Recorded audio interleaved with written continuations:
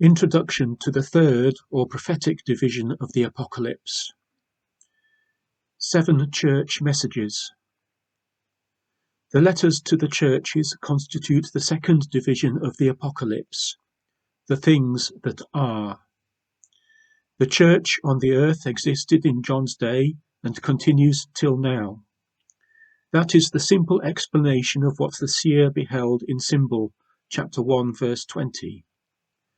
The moral state of the church, but in successive and partly concurrent stages of its history, is developed in 7 messages, chapters 2 and 3. The epitome of church history contained in these 2 chapters is invaluable. To have heaven's light thrown on the state of things during the whole of this church period of nigh 2,000 years is a mercy almost second to none. What lessons are here gathered up? How needful the warnings in a day of moral relaxation! How strengthening the promises in seasons of weakness! These church messages were first of local application, but the narrow and restricted sphere to which they first applied would not suit their breadth of instruction. The truths and principles therein unfolded have their application to the utmost bounds of the professing church. They are applicable both to individuals and to churches. The constitution, order, and discipline of the church formed a special feature of Paul's ministry. Luke, in the Acts, unfolds its history for fully 30 years, from Pentecost till the imprisonment of Paul in Rome. But it was reserved for the seer of Patmos to further unfold that history from the close of the apostolic period till its loathsome rejection by the Lord.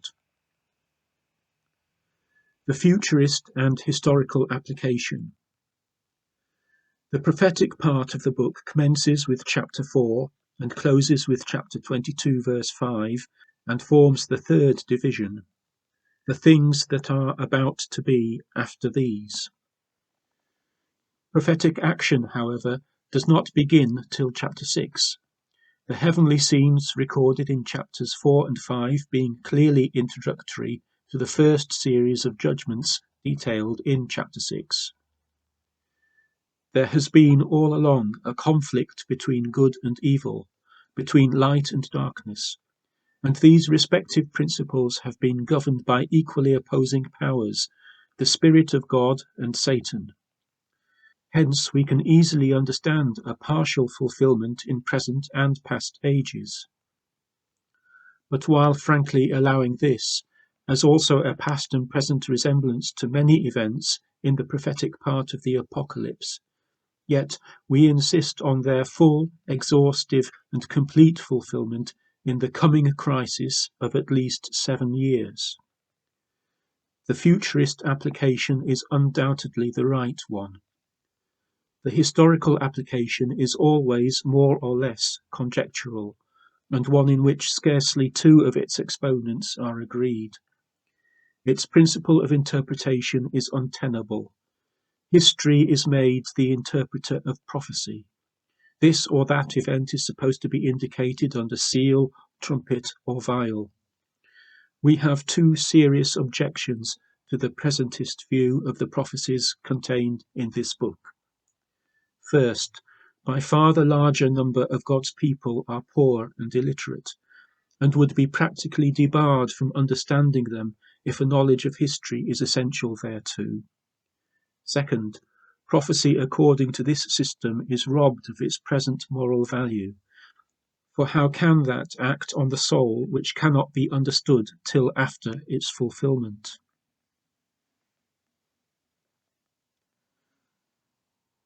The saints caught up before the apocalyptic judgments. Now, between the close of chapter 3 and the opening of chapter 4, that is, between the second and third divisions of the book, the overcomers have been caught up and the mass spewed out. But the seer does not record these events. He takes them for granted. Paul unfolds by revelation and in considerable detail the translation of the saints of Old and New Testament times, 1 Thessalonians 4 verses 15 to 17.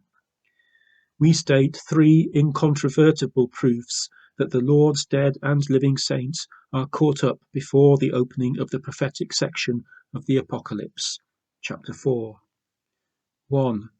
The church is not on the earth during the period of the apocalyptic judgments, under which you find a body of Jews and Gentiles, but not the church, which is composed of both. The word church, or its plural, occurs about 20 times in the first 3 chapters, and it is neither named nor referred to in the rest of the book till chapter 22, verse 17, which, of course, resumes the present state of things, and is in no sense part of the prophetic visions. What, then, is the unmistakable deduction from the fact that the church is not on earth from chapter 4 till chapter 22, verse 5? Why, that it is in heaven. Where else could it be? 2. The 3 divisions of the Apocalypse do not overlap, nor are they concurrent. The wording of the 19th verse of the first chapter is simplicity itself. Write therefore what thou hast seen, the vision of Christ just beheld by the seer, and the things that are, the 7 churches then existing, and the things that are about to be after these, when the church is removed and the government of the world is in question. The Holy Ghost has himself fixed the divisions of the book into a past, a present, and a future. The things that are about to be after these signifies that the things that are must have ceased. These divisions are successive. The 3rd commences in chapter 4, verse 1. I will show thee the things, prophetic visions, which must take place after these things, i.e. the Lord's dealing with the churches on earth. One set of things succeeds another. 3. The whole situation is changed. It is not the Lord in the midst of the candlesticks or churches on earth, but the throne set in heaven. One great fact of vital importance to the understanding of the book is that the saints of God are witnessed in heaven in chapter 4 and right on till chapter 19, when they accompany the Lord out of heaven for the judgment of the world, verses 11 to 14. All through the apocalyptic judgments, and before they commence, the heavenly body of saints is seen in heaven. How did they get there? It can only be satisfactorily explained on the assumption that the rapture of 1 Thessalonians 4 had taken place.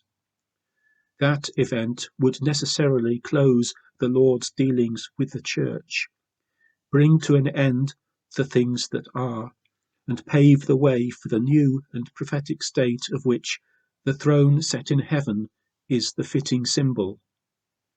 All this is simple and consistent, and seems to us graven on the surface of the book.